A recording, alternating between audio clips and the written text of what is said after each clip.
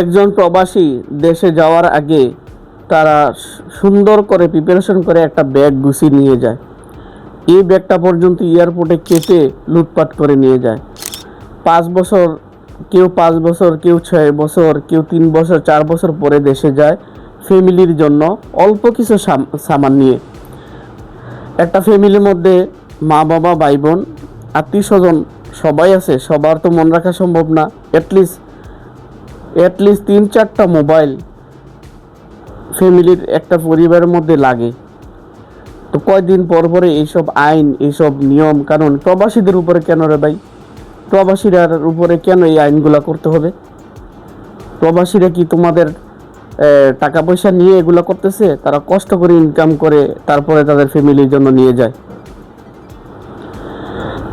এরপরে প্রবাসীরা 20 বছর, 15 বছর, 20 বছর বিদেশ করার পরে দেশে যেয়ে কিছু করার সমর্থ থাকে না। সব প্রবাসীরা তো প্রতিষ্ঠিত না। সব প্রবাসীরা কি প্রতিষ্ঠিত? অনেক আছে প্রবাসে আসছে সুখের জিন্দিগি করার জন্য, প্রবাসে এসে দুঃখের জিন্দিগি গড়ে নিয়ে চলে যায়। তো তাদের জন্য তো একটু দেখার দরকার। তো আপনারা ওইখানে বসে বসে কলমের খোসা দিয়ে দিয়ে শুধু আইন পাস করবেন। প্রবাসীদের উপরে কেন শুধু আইন? প্রবাসীরা এত কষ্ট করে পয়সা উপার্জন করে দেশে বাবা, ভাই বোনদের জন্য কিছু সামান্য কিছু পণ্য নিয়ে যায়, এগুলোর মধ্যে আপনাদের নজর কেন? আপনারা একটু চিন্তা ভাবনা করেন। প্রবাসীরা 15-20 বছর যদি বিদেশ করার পরে দেশে যায়, যাওয়ার পরে সবাই তো আর প্রতিষ্ঠিত না, দেশে যায় কিছু করার সমর্থ থাকে না। তো এখন আপনারা বিবেচনা করেন, প্রবাসীদের জন্য কিছু করার দরকার আছে না দরকার নেই? যত গভর্নমেন্ট সরকার আসছে সবাই প্রবাসীদের জন্য একটু চিন্তা ভাবনা করে না। 15-20 বছর বিদেশ করে যাওয়ার পরে একটা প্রবাসী কিছু করার থাকে না। তাদের জন্য পেনশনের ব্যবস্থা করা খুবই জরুরি একটা বিষয় দরকার। আমি নিজের চোখে দেখা, প্রবাস থেকে যাইয়া রিক্সা চালায়, প্রবাস থেকে যাইয়া মাটি কাটতে হয়, পরিশ্রম করে জীবনযাপন করতে হয়। ওই সময়টা পরিশ্রম করার সময় থাকে না।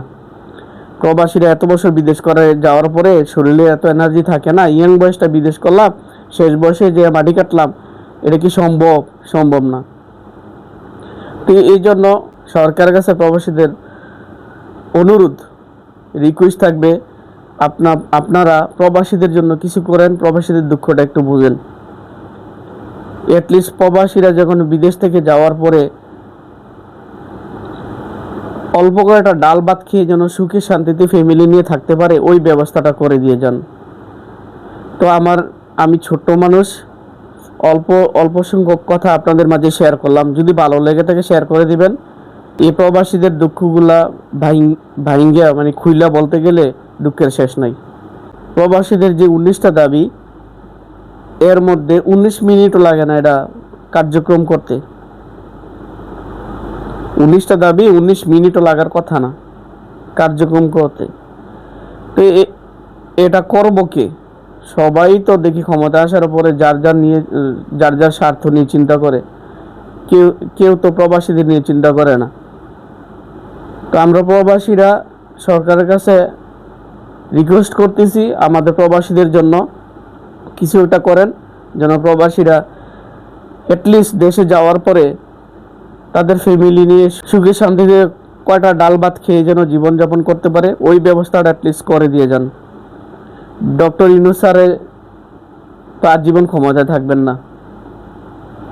আপনি যতদিন আছেন প্রবাসীদের একটু সুব্যবস্থা করে দিয়ে যান। আপনার কাছে আমাদের আকুল আবেদন রইল। আসসালামু আলাইকুম রহমতুল্লাহি ওয়া বারাকাতুহু।